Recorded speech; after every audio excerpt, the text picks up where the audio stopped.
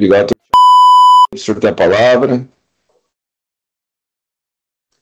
Muito obrigado, Excelência. Excelentíssimo juízo de direito da Vara Criminal da Comarca de Caçapava. Em resumo, Excelência, trata-se de ação penal movida pelo Ministério Público do Estado de São Paulo, a fim de apurar a acusação de crime de lesão corporal cometida no âmbito de violência doméstica e familiar contra a mulher.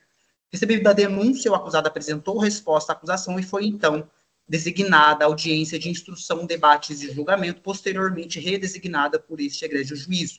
No ato da instrução não foram colhidas, melhor dizendo, as declarações da vítima e o depoimento de uma testemunha. Ao final, procedeu-se ao interrogatório do réu. O acusado respondeu por este feito em liberdade, sem apresentar qualquer tipo de problema ao Estado. É, em síntese, o relatório do necessário, Excelência. No mérito da data máxima vênia ao entender do ilustre representante do Ministério Público, a pretensão punitiva deve ser julgada improcedente.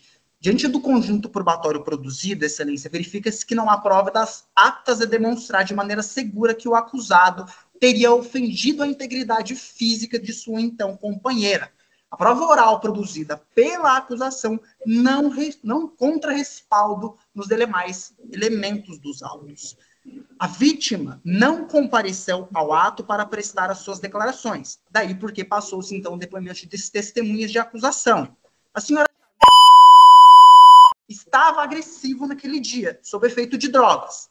Dentro do banheiro, acreditava que ele teria dado um soco na vítima, mas que não viu as agressões.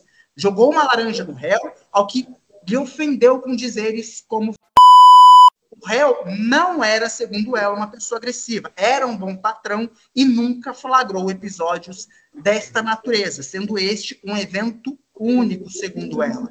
Em continuação, Excelência, ouviu-se o policial militar que relatou que foram acionados por populares e que, ao chegarem ao local, teria sido informado pela vítima que o réu teria lhe agredido. A vítima, segundo o policial militar, apresentava hematomas e arranhões. No entanto, ao ser questionado por essa defesa, não recordou-se em qual parte do corpo estavam esses hematomas e arranhões. Ademais, adiantou que o réu não apresentou qualquer tipo de resistência à prisão.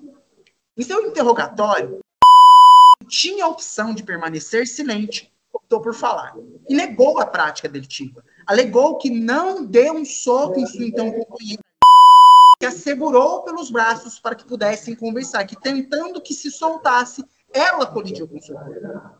Pois bem, Excelência, ao analisar-se o que é produzido ao longo da persecução penal, é o caso de absolver-se o réu das acusações. A versão apresentada na denúncia não fora confirmada em juízo, e ao fazer uma análise cuidadosa da prova indiciária, também não na fase inquisitiva. Em juízo, a vítima não se apresentou para confirmar sua versão ou acrescentar novas acusações. Registre-se de maneira clara não se estar atribuindo à vítima má-fé. O que sustenta esta defesa é a fragilidade probatória, insuficiente para se condenar o acusado. E é neste contexto que a autoridade deve se atentar e analisar cuidadosamente todas as informações prestadas, com o objetivo de garantir uma análise justa do conjunto de provas. Desta forma, a realidade das provas colhidas neste processo demonstra merecer ao acusado a absolvição, por não se ter construído um universo sólido de provas aptas a chegar-se a um desate condenatório, como pretendido pelo Ministério Público, sendo de direito a improcedência da ação, nos termos do artigo 3867 do Código de Processo Penal. Arrematando tal questão, em homenagem ao princípio do indúbio pro réu, nos ensina o autor Guilherme de Souza Nutti, que eu tomo liberdade para fazer a leitura. Se o juiz não possui provas sólidas para a formação de seu convencimento, sem poder indicá-las na fundamentação de sua sentença, o melhor caminho é a absolvição. Subsidiariamente, Excelência, diante do não acolhimento das teses principais, do que evidentemente não espera esta defesa, apenas por amor ao debate, requer-se sejam aplicadas as penas em seus patamares mínimos, diante da ausência de circunstâncias judiciais negativas, de agravantes ou de causas especiais de aumento de pena. Em tese, as infrações teriam sido cometidas em circunstâncias normais à espécie.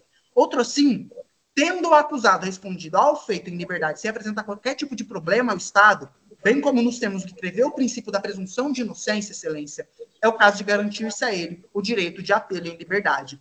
Por derradeiro, excelência, não sendo colhido ao longo da persecução penal elementos hábeis a indicar o quanto justo a indenização mínima prevista à vítima, requer-se não ser fixada tal indenização. É nestes termos, excelência, que requer-se, no mérito, a improcedência da ação, com a consequente absolvição do acusado pela absoluta falta de provas nos termos do artigo 3867 do Código de Processo Penal. Subsidiariamente, excelência, não sendo este o entendimento de vossa excelência, requer-se a aplicação das penas no mínimo legal, tendo em vista que não há o reconhecimento de circunstâncias judiciais negativas, agravantes ou causas especiais de aumento de pena. Requer-se também, excelência, a fixação do regime inicialmente aberto, nos termos do que é previsto no artigo 33 do nosso Código Penal. Não seja fixado o valor mínimo de indenização à vítima, pela absoluta falta de elementos para tanto, e por fim, requer-se ao acusado a garantia do apelo em liberdade. É isso que você requer. Muito obrigado, excelência. Obrigado, doutor David. Doutores, vou chamar os autos à conclusão para proferir sentença separado. Os doutores têm algum outro requerimento? Não, excelência. Não, excelência. Muito obrigado.